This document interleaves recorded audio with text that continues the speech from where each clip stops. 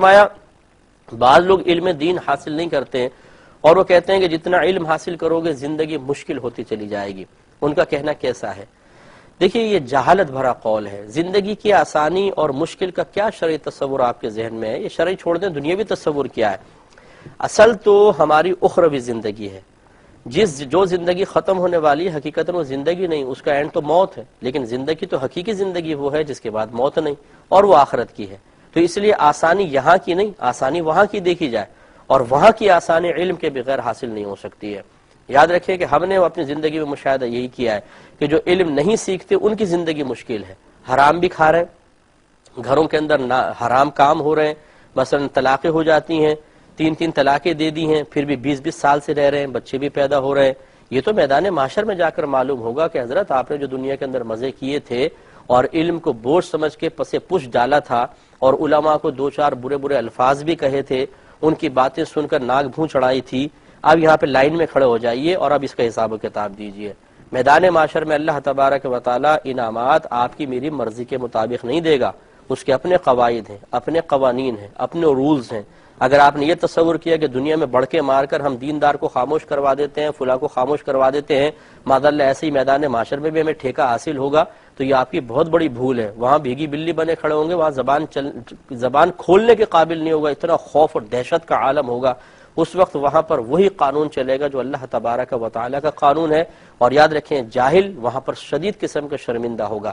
اس لیے جو اس قسم کے جملے بولتے ہیں وہ بے وقوف لوگ ہیں, ان کی باتوں کا اعتبار نہ کیا جائے. اور ایسا کوئی بے وقوف بھائی سن رہا ہو تو اپنے بے وقوف کہنے پر مجھ پر ناراض نہ ہو, اس لیے کہ میں آپ کو بے وقوف نہیں کہہ رہا, آپ کو تو اللہ تعالیٰ اس کے رسول کریم صلی اللہ علیہ وسلم نے بے وقوف اور اندھا کہا ہے قرآن پاک میں, آپ اٹھا کر پڑھ لیجئے.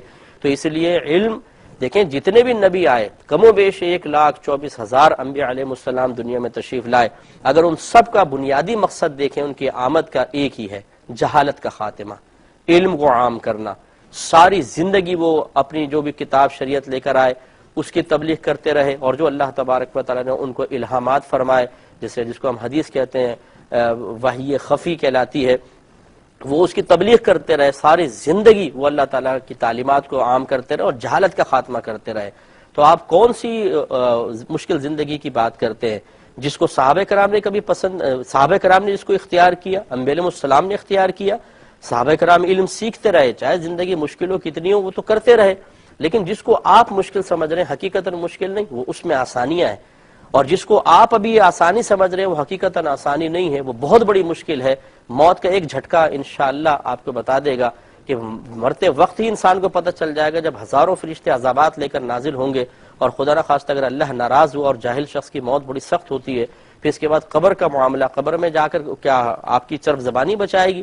وہاں پر تو علم ہی بچائے گا. علم کے مطابق کی گئی عبادات, علم کے مطابق کمایا گیا رزق, علم کے مطابق حاصل کردہ تقوی, یہ ہمیں وہاں بچائے گا اور یہی میدان معاشر میں عزت دلوائے گا. جاہل کو تو پتہ ہی نہیں ہوگا میں نے کرنا کیا ہے. تو اس طرح جاہلانہ زندگی گزار کر اور اسی قسم کے جملے کہہ کر اپنے گھر والوں کو بھی گمراہی کے راستہ دکھانا اور انہیں غلط راستے پر لگا کر صاحب گھر کے سرپرست فخر کرتے ہیں کہ جی ہم تو اپنے بچوں کو بس ہم اپنی سوچ کے مطابق لے کر چلتے ہیں. ان مولویوں سے تو میں نے ہمیشہ دور رکھا ہے. اچھا جی, دور رکھ لیجئے آپ مولویوں سے. اگر آپ واقعی سمجھتے ہیں کہ کوئی گمراہ آدمی ہے تو ایک الگ بات ہے, لیکن ہر شخص تو گمراہ نہیں ہوتا. اگر آپ بچوں کو خود ہدایت فراہم نہیں کر سکتے اور ہدایت کے راستے سب ان پر بند کر دیے, تو میدان معاشر میں یہی اولاد ہوگی. ہم بھی ہوں گے انشاءاللہ, آپ بھی ہوں گے, جو آپ کو غریبان پکڑ کے اللہ کی بارگاہ مطالبہ کر رہے ہوں گے کہ ابا جان سے نیکیاں دلوائیں, انہیں چاہے جہنم میں پھینک دیں, انہوں نے ہمیں جاہل رکھا تھا, ان سے ہمارا حساب کتاب دلوایا جائے. یہ صحیح حدیثیں کہتی ہیں. تو اس لیے ذرا تھوڑا سا جذباتی پن سے کام نہ لیں, بلکہ اللہ تعالیٰ اس کے رسول کے فرامین کو اہمیت دیں. انہیں اتنا معمولی مت سمجھے کہ اٹھا کے یوں پھینک دیا اور پرواہ نہ کی اور پھر دیکھی جائے گی.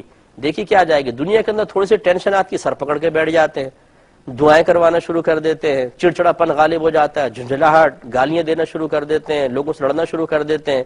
یہاں کی ایک ٹینشن برداشت نہیں ہوتی, میدان معاشر کی سختیاں برداشت کرنے کی ہمت پتہ نہیں کیسے پیدا ہو جاتی ہے. اللہ تعالیٰ سمجھ عطا فرمائے.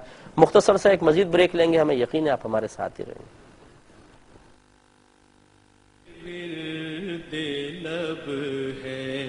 گے.